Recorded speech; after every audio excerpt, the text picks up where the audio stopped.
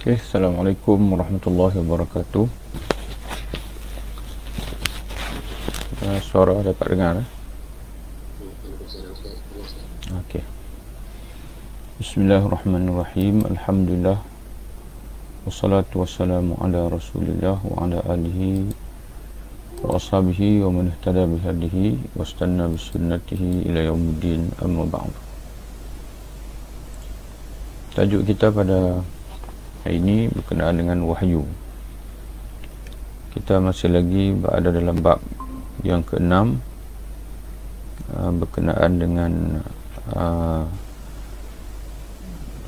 Nabi dan juga Rasul.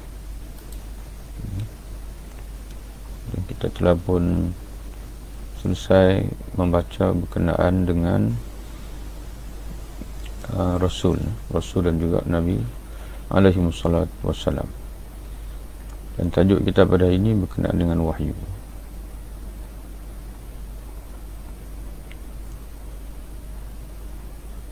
Bismillahirrahmanirrahim. Wahyu adalah sumber ilmu para nabi dan rasul.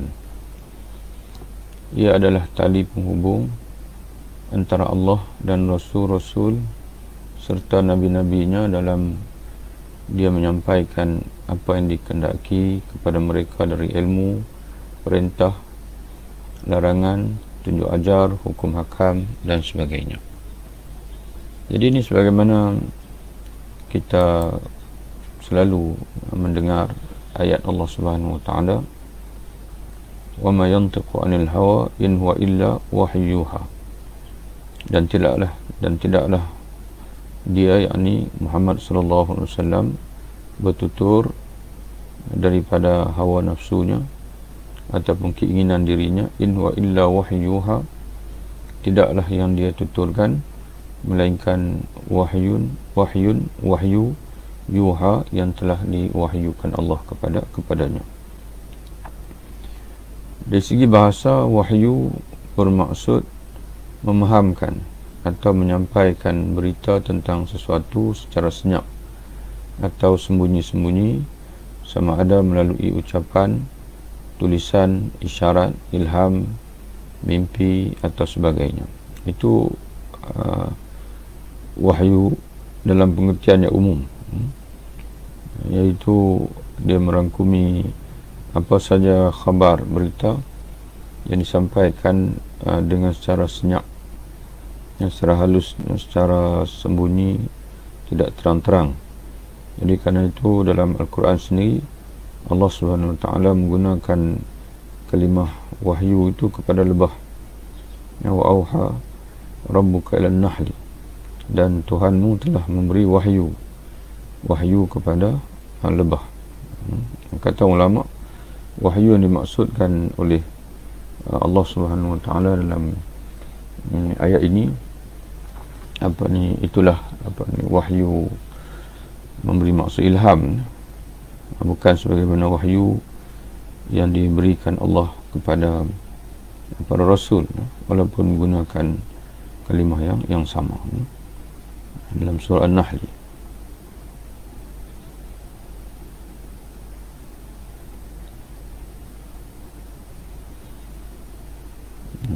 Surah An-Nahl ayat 68. Wa auha rabbuka ila an-nahli. Jadi Allah Ta'ala menggunakan kalimah yang sama dan menggunakan dipanggil bahasa yang sama lah, wahyu. Wa auha rabbuka ila an-nahli, dan Tuhanmu, dalam tafsir pimpinan Ar-Rahman, dia terjemahkan auha, wahyu Allah kepada lebah, dia diterjemahkan dengan dan Tuhanmu telah memberi ilham, kepada lebah. Jadi ala kulli hal, wahyu dari segi bahasa memberi makna khabar atau berita yang disampaikan secara senyap ataupun sembunyi-sembunyi. Dari segi syarak, dan inilah yang kita maksudkan kerana kita mengungkapkan wahyu ini dari segi syariat. Wahyu bermaksud suatu pemberitahuan dari Allah Subhanahu wa taala kepada rasul dan suatu pemberitahuan dari Allah kepada seorang rasul dari rasul-rasulnya atau seorang nabi dari nabi-nabinya mengenai apa yang dikehendakinya dari kalam atau ucapan atau makna ataupun pengertian, dengan suatu cara ataupun wasilah yang memberikan nabi dan rasul itu ilmu yang bersifat yaqini, makna qat'i, nabi yang diyakini sepenuhnya mengenai apa yang diberitahu Allah itu. Jadi wahyu ini ada dua jenis. Ada yang berupa kalam Allah, maknanya lafaz dan juga makna itu daripada Allah Subhanahu Wa Taala, iaitu wahyu Al-Quran. Kalau kita lah, wahyu yang disampaikan oleh Allah kepada Muhammad SAW. Ada yang berupa kalam, iaitu lafaz, dan makna dan lafaz itu kedua-duanya daripada Allah Subhanahu Wa Taala. Dan ada yang berupa makna, yang pengertian, yang ditiupkan oleh Allah Taala ke dalam hati Nabi Muhammad SAW. Itulah mengambil kedudukan sunnah. Kerana sunnah al-hadis, walaupun dia tidak terkandung dalam Al-Quran Karim, tetapi pada hakikatnya dia juga adalah wahyu dalam erti pengertiannya, maknanya diilhamkan ataupun dimasukkan oleh Allah Subhanahu Wa Taala ke dalam dada Nabi sallallahu alaihi wasallam. Bentuk-bentuk wahyu Allah kepada para nabi dan rasul. Wahyu yang turun kepada para nabi dan rasul berada dalam 3 bentuk. Yang pertama, wahyu tanpa perantaraan, iaitu wahyu dalam bentuk lontaran ke dalam hati secara langsung, sama ada ketika jaga ataupun dalam tidur. Ini bukan melalui perantaraan Jibril. Sebaliknya, wahyu itu dimasukkan terus oleh Allah Subhanahu Wa Taala kepada para nabi ataupun rasul secara langsung, sama ada disampaikan pada ketika jaga ataupun pada ketika tidur. Jadi sebab itu para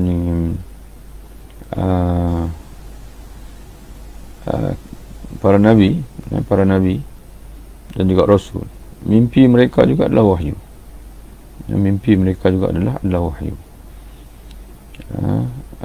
Sebagai contohnya dalam Al-Quran, kita biasa kalau musim korban, kita akan dalam khutbah akan dibacakan kepada kita kisah mimpi Nabi Ibrahim AS yang bermimpi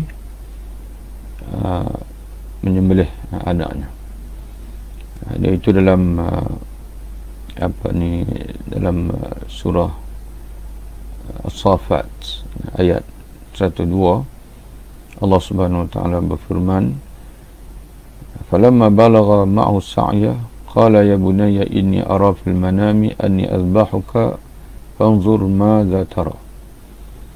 Nabi Ibrahim diceritakan oleh Allah, Nabi Ibrahim AS berkata kepada anak dia, maka ketika anaknya itu, yakni Ismail, sampai ke peringkat umur yang membolehkan dia berusaha bersama-sama dengannya, Nabi Ibrahim berkata, wahai anakku, wahai anak kesayanganku, sesungguhnya aku melihat dalam mimpi bahawa aku akan menyembelihmu, maka fikirkanlah apa pendapatmu. Lalu Nabi Ismail AS dia menjawab pada ayah dia, qala ya abati if'al ma tu'mar satajiduni insyaallahu minas sabirin. Wahai ayah, jalankanlah apa yang diperintahkan kepadamu. Tengok Nabi Ismail kata, walaupun ayah dia bercakap, Nabi Ibrahim AS beritahu anak dia mimpi. Nabi Ismail AS dia tidak bertikaikan lagi, wahai ayah, betulkah mimpi itu? Sebab dia tahu bahawasanya ayah dia seorang rasul, dan mimpi rasul ini adalah perintah Allah, wahyu daripada Allah. Maka sebab itu Nabi Ismail AS dia jawab, wahai ayahku, laksanakanlah, jalankanlah apa yang diperintahkan kepadamu. Jadi menunjukkan mimpi para nabi itu juga terbahagian daripada wahyu Allah. Sebab itu Nabi Ismail kata pada ayah dia, jalankanlah apa yang diperintahkan Allah kepada kamu melalui mimpi itu. Ayah akan mendapati daku dari orang-orang yang sabar. Tuan-tuan dan puan sekalian boleh rujuk dalam surah As-Saffat ayat 102. Itu yang pertama. Yang kedua, mimpi wahyu dalam bentuk yang kedua, iaitu Allah bercakap di sebalik tabir tanpa menampakkan wahyu wajahnya. Ini sebagaimana Allah bercakap kepada Nabi Musa alaihissalam, wa kallamallahu Musa taklima. Allah bercakap tanpa menampakkan wajahnya ataupun zatnya. Allah bercakap di sebalik tabir tanpa menampakkan atau memperlihatkan zat dia. Seumpama Allah Subhanahu Wa Taala berkata-kata kepada Nabi Musa alaihissalam. Yang ketiga, bentuk wahyu yang ketiga, Allah mengutuskan seorang utusan dari kalangan malaikat, iaitu Jibril alaihissalam, untuk menyampaikan wahyunya. Ini cara wahyu yang ketiga. Ketiga-tiga cara di atas dijelaskan Allah di dalam firman-Nya. Jadi tiga kaedah wahyu Allah Ta'ala ini disebut oleh Allah dalam satu ayat. Tiga-tiga kaedah disebut oleh Allah, iaitu dalam surah Asy-Syura ayat 51. Wa ma kana li basharin an yukallimahu Allahu illa wahyan aw min wara'i hijabin aw yursila rasulan fayuhiya bi'idnihi ma yasha'u innahu aliyyun hakim. Dan tidak ada seorang manusia yang Allah berkata-kata dengannya melainkan dengan jalan wahyu secara langsung atau di belakang tabir, atau dengan dia mengutus seorang malaikat lalu diwahyukan kepadanya dengan seizinnya apa yang dia kehendaki. Sesungguhnya dia maha tinggi lagi maha bijaksana. Jadi kita dapat faham daripada ayat ini, Allah Ta'ala menyatakan bahawa tidak ada seorang manusia, kalau ingin Allah Ta'ala ingin berkata-kata dengan dia, melainkan dengan tiga kaedah. Yang pertama, kata Allah, dengan jalan wahyu secara langsung, mana Allah mengilhamkan secara langsung ke dalam dada individu yang mana dia ingin berkata-kata dengan orang itu, atau di belakang tabir. Allah berkata-kata di belakang tabir tanpa memperlihatkan wajahnya, zatnya, wajah itu zatnya. Dan bagi dalam Quran bila sebut wajah Allah Subhanahu Wa Taala, maka di sisi ulama Asy'ariyah mentafsirkan wajah itu dengan makna zat Allah Ta'ala. Ataupun Allah mengutuskan malaikat. Malaikat di sini iaitulah Jibril alaihi salam. Okay, kita perhatikan, kita tengok tafsir apa ulama kata ayat ini. Kita cuba rujuk tengok insya-Allah dalam tafsir jalan lain.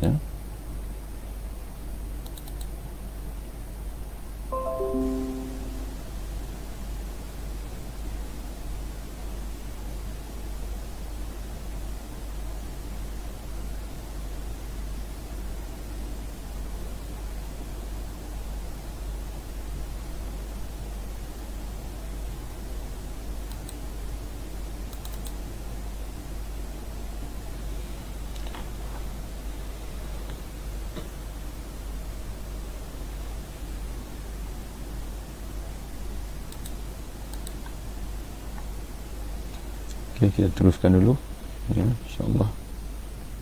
Nanti kita cuba tengok dalam tafsir apa disebut dalam tafsiran surah Asy-Syura ayat 51.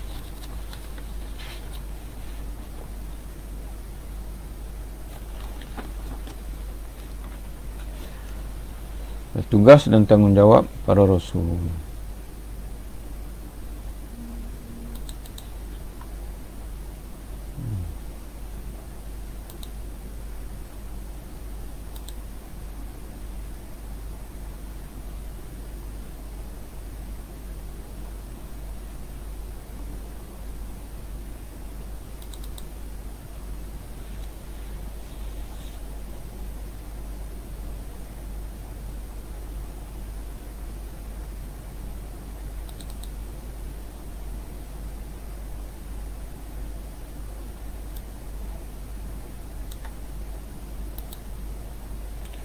Okey, tuan-tuan sekalian, kita tengok dalam tafsir Al-Lain surah Asy-Syura ayat 51. Wa ma kana li-basharin an yukallimahu Allahu illa ayyuhi ilaihi wahyan fil manami aw bi ilhamin. Jadi dalam tafsir Al-Lain ditafsirkan tidaklah Allah Subhanahu Wa Taala berkata-kata atau bercakap, okey, dengan seorang manusia yang dipilih oleh Allah untuk Allah sampaikan kalam dia, melainkan wahyan. Kata dalam tafsir yang lain, wahyan iaitu fil manam au ilhamin, melainkan dengan jalan wahyu secara langsung, iaitu dalam mimpi, au bilhamin, itu dalam tafsir jalan lain, au mi wara'i hijabin, atau di belakang tabir. Kata dalam tafsir jalan lain, bi an yusmi'ahu kalamahu, iaitu dengan Allah memperdengarkan kepadanya, kepada manusia yang dipilihnya untuk disampaikan kalamnya itu melalui kata-kata di belakang tabir, iaitu kata tafsir jalan lain, iaitu dengan Allah memperdengarkan kepadanya kalamahu, kalamnya, wala yarahu, dalam keadaan dia, yakni manusia yang disampaikan kalam itu, la yarahu, tidak melihatnya. Kama waqa'a li Musa alaihissalam, sebagaimana yang berlaku kepada Nabi Musa alaihissalam. Atau dia dengan dia mengutus seorang utusan, yakni malaikat. Kata dalam tafsir jalan lain, yursila rasulan, ini malakan, itu malaikat ka Jibril, seperti Jibril, lalu diwahyukan ar-rasul ilal mursal ilaih, lalu fayuhi, lalu rasul yang diutuskan itu, malaikat yang diutuskan itu mewahyukan, menyampaikan wahyu kepada rasul yang dilantik.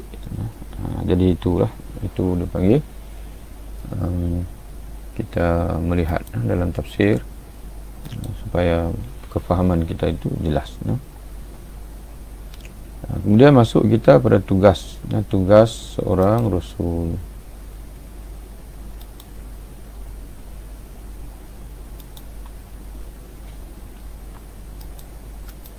Okey, jelasnya. Suara okey. Jelas, Ustaz. Ya, okey. Kita sambung insya-Allah. Secara dasarnya tugas para rasul ialah menyampaikan ajaran Allah kepada manusia, iaitu ajaran yang mereka terima melalui jalan wahyu tadi. Adapun satu perinci, ini tugas seorang rasul, iaitulah menyampaikan ajaran Allah kepada manusia, iaitu ajaran yang mereka terima melalui jalan wahyu tadi. Adapun secara lebih terperinci, tugas para nabi dapat kita fahami dari ayat berikut. Huwallazi ba'atha fil ummiyina rasulan minhum yatlu 'alaihim ayatihi wa yuzakkihim wa yu'allimuhumul kitaba wal hikmata wa in kanu min qablu lafi dhalalim mubin. Dialah, yakni Allah, yang telah mengutuskan kepada kaum yang buta huruf seorang rasul di kalangan mereka. Jadi kaum yang buta huruf ini adalah generasi awal Islam, iaitu para sahabat radhiyallahu anhum, yang terdiri daripada orang Arab yang rata-ratanya mereka tidak tahu membaca dan tidak tahu menulis. Seorang rasul, yakni Nabi Muhammad SAW, di kalangan mereka sendiri, bukan rasul dari kalangan malaikat, di kalangan manusia sendiri, yang membacakan ayat-ayatnya kepada mereka. Ini tugas rasul yang pertama, membacakan ayat-ayat Allah kepada mereka, kepada manusia, mensucikan mereka, tazkiyatun nafs wa yuzakkihim. Itu tugas rasul yang kedua, dan menjalankan proses tazkiyah yang kepada manusia. Dan wa yu'allimuhumul kitab wal hikmata, dan mengajarkan kepada mereka kitab, yakni Al-Quran, dan juga hikmah. Hikmah yakni as-sunnah. Kata Imam Syafi'i rahimahullah, ataupun para ulama yang lain pun ada menyatakan yang sama. Perkataan hikmah dalam Quran, jika digandingkan kitab, maka dia merujuk kepada sunnah, merujuk kepada sunnah. Tapi kalau al-hikmah itu datang dalam bentuk tunggal, tidak digandingkan dengan kitab, maka dia beri beberapa maksud. Di antaranya ialah wahyu itu sendiri, yang mana merangkumi Al-Quran dan juga hadis lah, kedua-dua sekali. Wa may yu'tal hikmah faqad utiya khairan katsira. Barang siapa yang dikurniakan dengan hikmah, maka dia dikurniakan dengan kebaikan yang banyak, iaitu ilmu kenabian. Dia panggil ilmu kenabian, hikmah, yang merangkumi Quran, hadis, dan dan ada ulama memberi makna hikmah itu dengan makna yang lebih luas, iaitu hidayah Allah Ta'ala dan taufik Allah untuk manusia mengenali kebenaran dan juga melakukan dengan benar. Itu hikmah, yang mana umum lah, merangkumi Quran, hadis, dan juga istinbat. Dia panggil istinbat yang benar daripada Al-Quran dan hadis.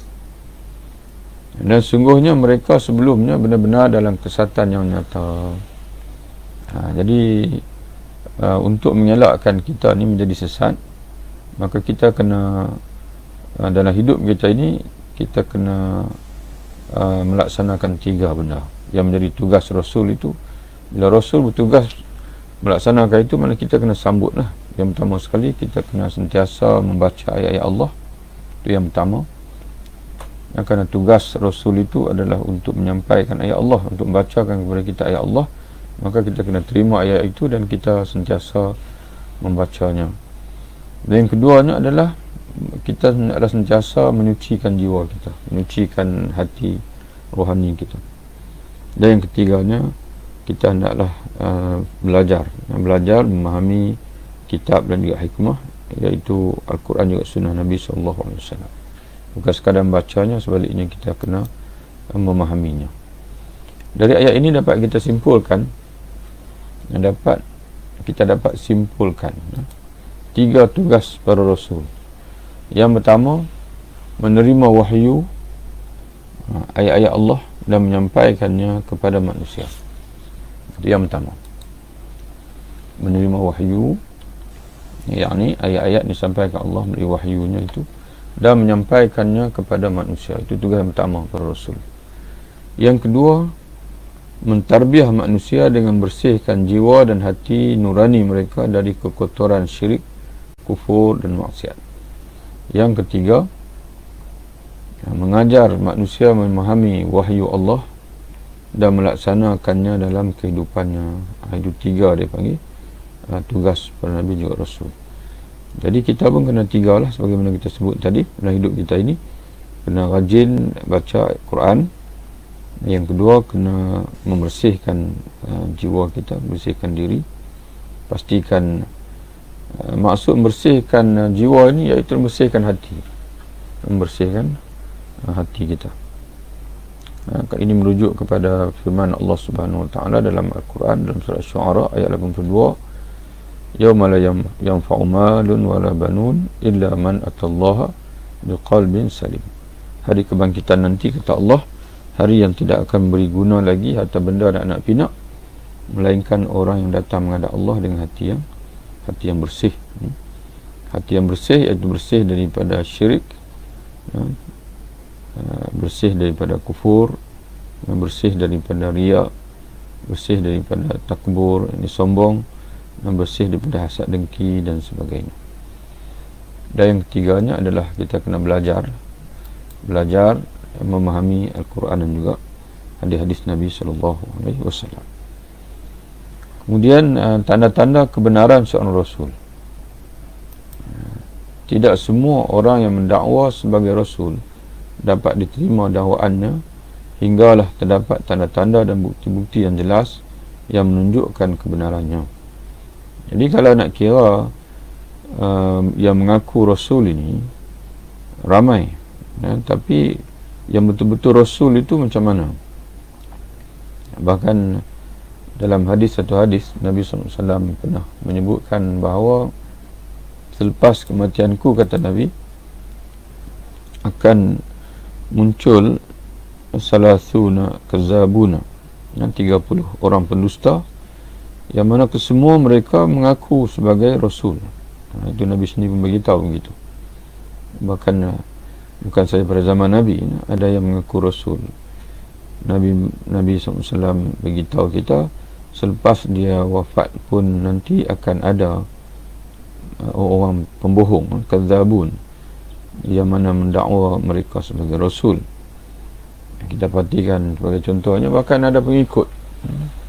Contoh macam munculnya Qadiani, ajaran Qadiani, itu tokoh Ghulam Ahmad Khan tu, dia mengaku dia sebagai Nabi. Dan begitu juga agama Bahai, itu juga mengaku sebagai Nabi. Dan orang Melayu tak kurang juga ada yang mengaku Nabi. Orang Melayu pun ada yang dipanggil yang mengaku sebagai Nabi. Jadi sebab itu kita perlu mengetahui tanda-tanda Nabi yang betul, Nabi yang benar. Antara bukti-bukti kebenaran seorang Nabi dan atau Rasul itu ialah, yang pertama, kepribadian mereka. Para Nabi dan Rasul yang dilantik oleh Allah memiliki kepribadian yang paling unggul pada zamannya. Kepribadian mereka diakui oleh orang ramai yang mengenali mereka sebelum mereka dilantik menjadi Rasul lagi.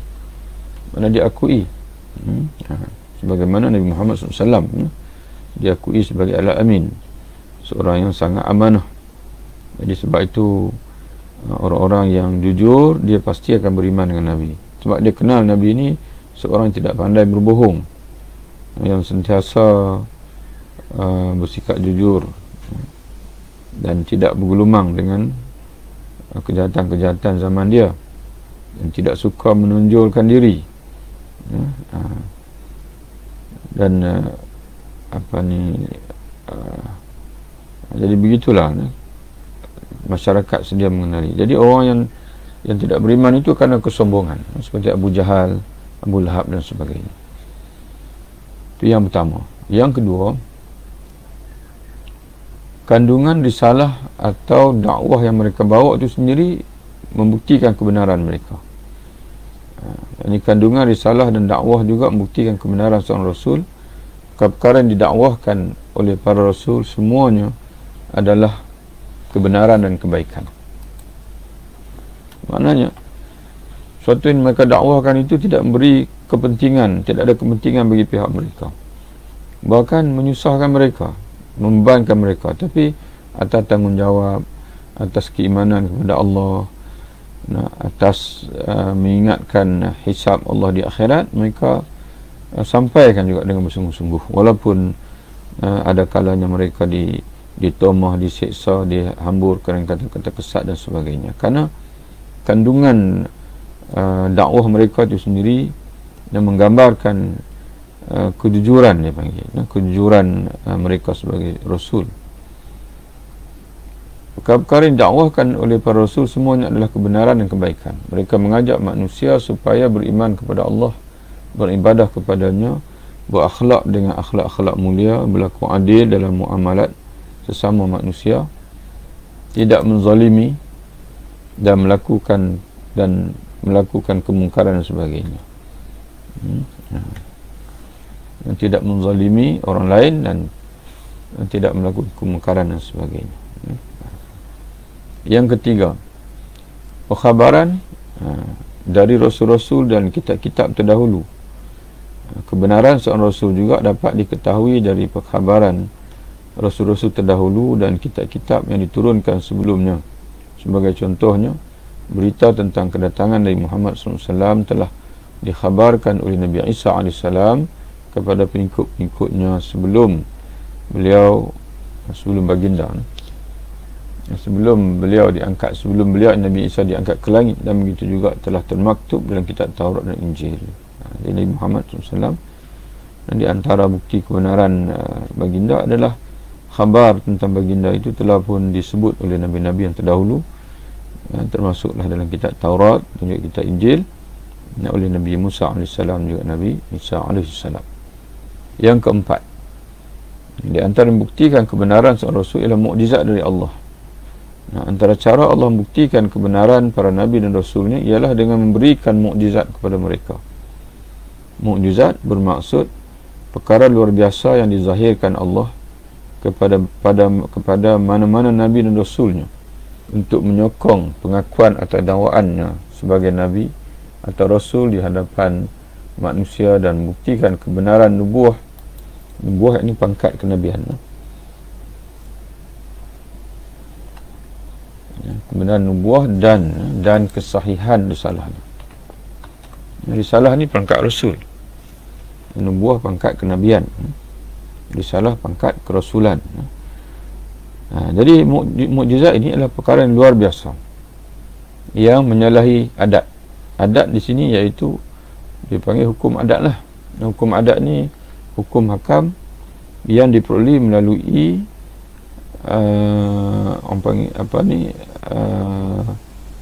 yang menjadi kebiasaan yang dicerap oleh indera manusia. Mana hukum adat kebiasaan yang berlaku di alam ini sebagaimana yang senantiasa diperhati oleh mata, didengar oleh telinga, dirasa dan sebagainya. Jadi sebagai contohnya, adat kebiasaan bagi api adalah membakar. Begitulah yang sentiasa dipanggil, dirasai oleh deria rasa kita. Bila-bila masa pun kalau api ni panas, yang itu dipanggil adat. Adat ini kata Imam Al-Ghazali dan mengikut Ahlussunnah wal Jamaah, dia bukan bersifat qat'i, dia panggil suatu yang ghalib, kebiasaan api itu membakar, bukan dia panggil senantiasa, kerana dia tertakluk dalam keputusan lain. Dalam ungkapan lain kita kata adat itu bukanlah sesuatu yang mesti, niscaya dia panggil, yang tidak mesti, cuma dia panggil adat lah. Adat mana kebiasaan, kerana Allah Ta'ala boleh mentakdirkan berlaku di luar daripada kebiasaan dengan takdir Allah, iaitu mukjizat, dibuktikan dengan mukjizat. Kebiasaan api membakar, tapi boleh berlaku tak di luar daripada kebiasaan? Ya, iaitu mukjizat, dengan mukjizat. Jadi sebab itu Allah Ta'ala berkata kepada api bila Nabi Ibrahim AS dihumbankan ke dalam pari api. Allah Ta'ala berkata kepada api, ya narukuni bardan wa salaman ala Ibrahim, wahai api jadilah kamu sejuk dan juga selamat kepada Ibrahim alaihissalam. Dan begitu juga air, orang Melayu kata air dicincang tak akan putus. Itu adat air, kebiasaan air begitulah, dia sentiasa dipanggil mencantum.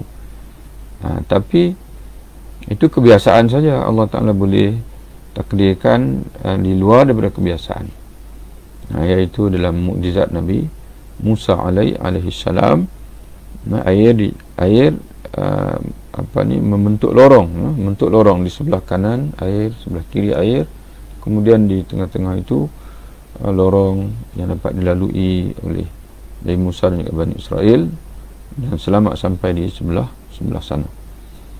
Dan begitu juga mukjizat. Kebiasaannya seseorang itu dari segi adatnya dia hanya boleh menempuh perjalanan dengan berjalan kaki, dengan berkenderaan dan sebagainya. Manusia tidak ada sayap. Tapi mukjizat Nabi Muhammad SAW bukan saja merentasi perjalanan di bumi, malah boleh mendaki ke langit. Dan kita sedia maklum bahwasanya yang kalau hari ini orang yang nak mendaki ke langit, dia kena ada oksigen, kena bawa tung oksigen.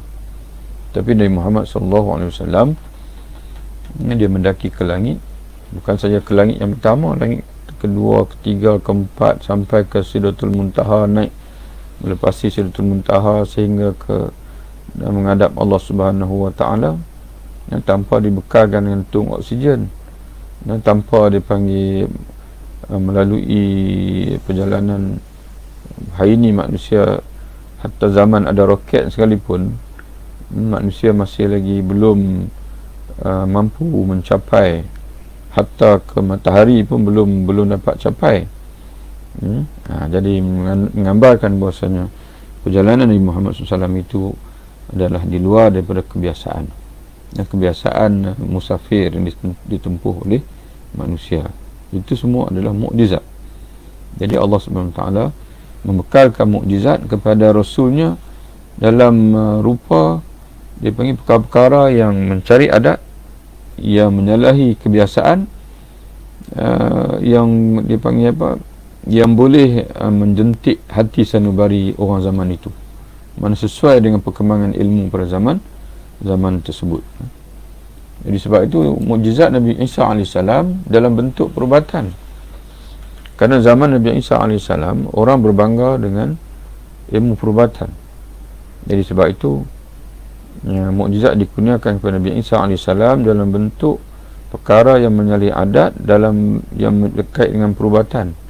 Kerana hebat macam mana sekalipun seorang doktor, dia tidak akan mampu untuk mengubati orang yang telah mati. Hebat macam mana seorang doktor, dia tidak akan mampu untuk mengembalikan ataupun menjadikan orang buta celek. Kalau takat kelabu, ada lapisan dan sebagainya, itu biasa. Tapi ini makna orang buta boleh menjadi celek. Dan begitu juga mukjizat Nabi Musa AS dalam bentuk boleh mencabar kehebatan ahli sihir Fir'aun. Sebab itu ahli sihir semua beriman, sebab mereka tahu bahawasanya, mereka tahu kalau sihir macam mana. Sihir dia tidak ada yang menyalahi adat. Sihir dia hanya mengelabui mata manusia saja. Tiba-tiba bila mereka lihat, mereka bila melemparkan tali, hanya orang lain nampak tali itu menjadi ular, tapi pada pandangan mata mereka tetap tali, dan pada pandangan mata ahli-ahli sihir ini tetap tali. Tiba-tiba bila Nabi Musa AS melemparkan tongkatnya, mereka melihat ular betul, bukan lagi tali, ular betul. Dan mereka tahu bahasanya upaya manusia tidak akan boleh sampai tahap itu, dan mengubah adat. Manusia tidak akan boleh mengubah adat ataupun kebiasaan yang Allah Ta'ala ciptakan bersama dengan sesuatu, bersama dengan api, bersama dengan benda-benda. Jadi hanya Allah Ta'ala saja yang boleh mengubah kebiasaan tersebut. Jadi sebab itu ahli sihir Fir'aun pada ketika itu juga mereka beriman kepada Allah, sehingga akan dikatakan oleh mufassir, pertandingan mereka dengan Nabi Musa AS itu berlaku pada waktu duha, dan pada waktu petang mereka telah gugur sebagai syahid, yang dibunuh oleh Fir'aun. Mana mereka beriman pada hari yang sama, cepatnya mereka beriman, dan kerana jujur, dan mereka jujur pada Allah Subhanahu Wa Taala. Kemudian sifat-sifat Nabi dan Rasul. Para Nabi dan Rasul adalah manusia pilihan Allah untuk memikul satu amanah besar, menyampaikan agama Allah, mendidik manusia, memimpin mereka dan menjadi qudwah kepada mereka. Maka sudah tentunya mereka memiliki segala sifat yang melayakkan mereka untuk memikul amanah besar tersebut. Antara sifat-sifat utama yang mesti ada, mesti ada pada Rasul, yang mesti ada dan diyakini. Mana mesti ada dan kita wajib meyakini sifat-sifat itu ada pada Rasul yang dipilih oleh Allah. Ialah yang pertama fatanah, iaitu bijaksana. Iaitulah para Nabi dan Rasul merupakan manusia-manusia yang cerdik dan bijaksana. Malah kecerdikan dan kebijaksanaan mereka mengatasi segenap manusia yang lain. Itu yang pertama. Yang kedua, sifat yang wajib ada pada seorang Nabi, mana mustahil akal tidak akan dapat menerima kalau seorang Rasul itu tidak cerdik. Dan pada yang sama, dia mesti menjadi keyakinan kita bahawasanya pada zaman kita, orang yang bernama Rasul yang diutuskan kepada kita, dialah yang paling bijaksana, yang paling cerdik di kalangan manusia. Yang kedua, sidq, benar.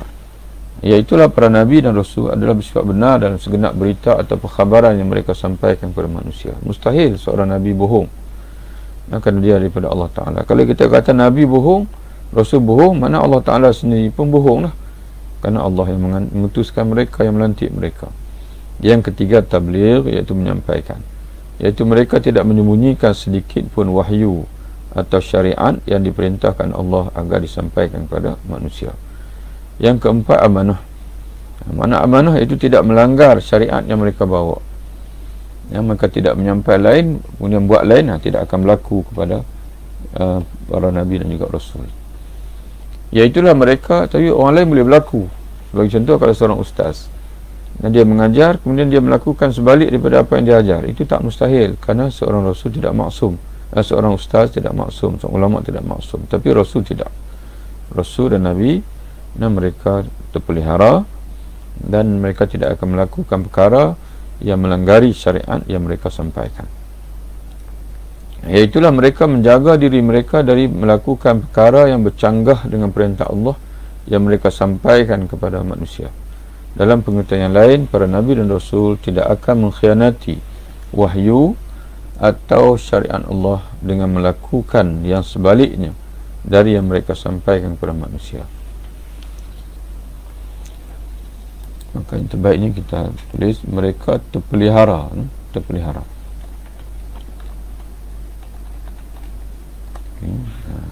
Kerana mereka dipelihara oleh Allah.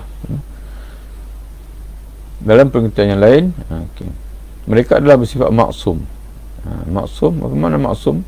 Maksum mana yang terpelihara lah. Yang terpelihara dari segala dosa, yang kecil dan yang besar. Sama ada yang bersifat zahir seperti berzina, minum arak dan sebagainya, ataupun bersifat batin seperti riya, ujub, takbur, hasad dan sebagainya. 4 sifat di atas adalah sifat-sifat asas yang berkait kepribadian para Rasul. Jadi secara umumnya para Rasul ini, sebagaimana Allah Ta'ala sebut dalam Quran, innaka la'ala khuluqin azim, sesungguhnya engkau Muhammad berada atas akhlak yang agung. Jadi umum begitu. Bila-bila masa apa saja akhlak yang agung yang diiktiraf oleh manusia, maka Rasul lah yang memiliki akhlak itu pada darjat yang sempurna sebagai manusia. Setiap Muslim wajib mengiktikadkan bahawa sekalian Nabi dan Rasul bersifat dengan sifat-sifat di atas. Pada masa yang sama, dia juga wajib meyakini mustahilnya para Nabi dan Rasul, mustahil para Nabi dan Rasul bersifat dengan sebaliknya, sebalik dari sifat-sifat di atas, iaitu bodoh, dusta, menyembunyikan dakwah dan juga khianat. Adapun dari segi mental dan fizikal, para Rasul hendaklah memiliki mental dan fizikal yang sempurna, yang memungkinkan mereka melaksanakan tugas dan tanggungjawab mereka dengan sempurna. Kerana itu, di samping 4 sifat asas di atas, para ulama menyenaraikan beberapa lagi sifat yang perlu ada bagi seorang Nabi atau Rasul hasil ijtihad mereka dari Al-Quran. Yang tadi sifat asas. Jadi selain dari itu, ada ulama memperincikan lagi, seorang Rasul itu hendaklah seorang manusia. Seorang manusia yang ini memiliki fizikal dan kecenderungan sebagaimana manusia biasa, itu makan, minum, berkahwin, tidur, sakit, yang biasa, yang tidak menjauhkan orang dari mereka. Jadi sebab itu para ulama menolak cerita yang berlebihan tentang Nabi Ayub AS. Makna diceritakan kalau Rasul sakit itu okey, biasa sebab mereka manusia, tapi bukan sakit yang munafirah, sakit yang menyebabkan orang lain jijik dengan mereka, sebagaimana cerita yang ditokok tambah kepada Nabi Ayub AS, di mana dia sakit sehingga berulat, kemudian dia ambil balik ulat itu tak pada kudis dia sakit dia dan sebagainya. Itu tidak boleh berlaku begitu, kerana kalau dah sampai berulat, busuk, jadi orang akan memandang jijik. Manusia ni dia sifat dia memandang jijik.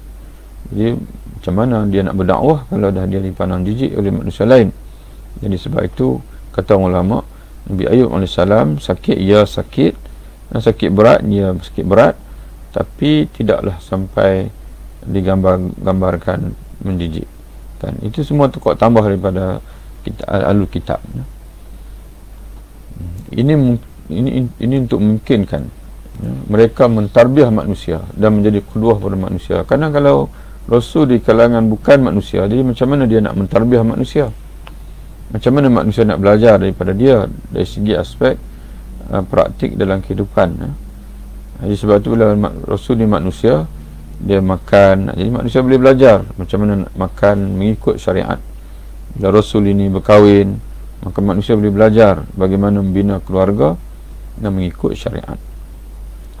Yang kedua, merdeka. Yang ini bukan hamba.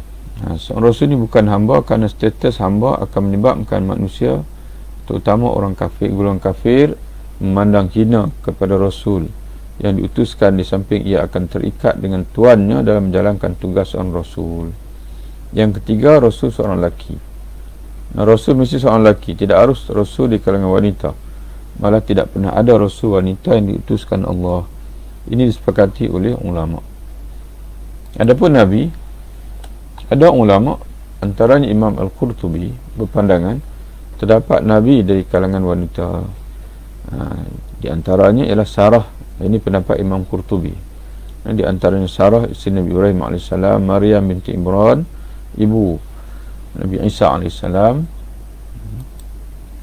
dan ibu Nabi Musa AS adalah contoh Nabi yang dilantik di kalangan wanita menurut kalangan ini. Kerana dalam Quran menceritakan mereka ini dapat melihat malaikat. Sebagai contoh, macam contoh kalau Sayyidina Maryam itu didatangi oleh malaikat, didatangi oleh malaikat. Jadi mungkin atas waktu itulah sebagai ulama menyatakan bahawa walaupun mereka bukan Rasul, tapi mereka adalah Nabi. Tapi jumhur ulama menyatakan mereka adalah awliya Allah, wali Allah, bukan Rasul dan juga bukan Nabi. Namun jumhur ulama pandangan tidak ada Nabi dari kalangan wanita sebagaimana juga Rasul. Lelaki menjadi syarat bagi Nabi dan juga Rasul di sisi jumhur ulama.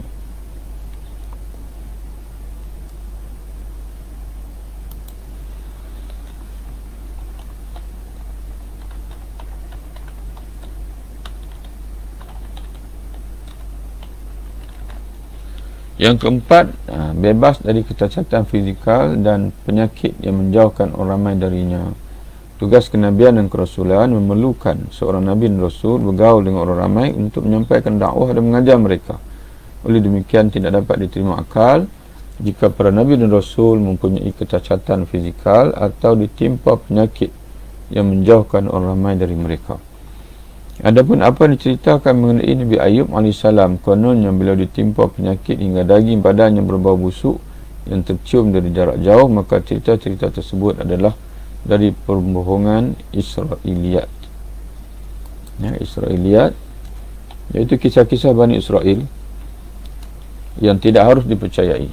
memang Al-Quran ada menceritakan Nabi Ayub ditimpa sakit sebagaimana dalam surah Al-Anbiya ayat 83, namun sakit yang dimaksudkan adalah sakit biasa yang tidak menjijikkan. Sekadar ditimpa sakit tidaklah menjatuhkan martabat para Nabi, namun jika digambarkan sakit itu secara berlebihan sehingga membayangkan seolah-olah orang ramai jijik untuk mendekatinya, maka hal itu tidak seharusnya berlaku kepada para Nabi dan Rasul yang dipilih oleh Allah untuk diikuti oleh manusia. Ya, itu jelaslah. Ya, para Nabi boleh sakit, tapi bukanlah sakit yang menyebabkan orang lain jijik ataupun tidak mau mendekatinya. Jadi kita masih ada lagi, tajuk kita masih banyak lagi. InsyaAllah nanti kita sambung lagi besok, hari apa besok, hari Selasa insyaAllah, kalau tidak ada halangan. Besoklah kita sambung lagi insyaAllah.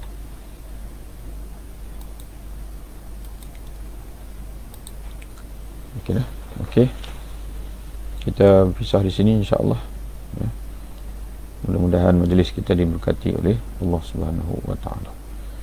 Wabillahi taufiq. Assalamualaikum warahmatullahi wabarakatuh. Waalaikumsalam. Ya, sama-sama. Ya, sama insyaAllah. Jumpa lagi insyaAllah. Ya, anda putuskan ya.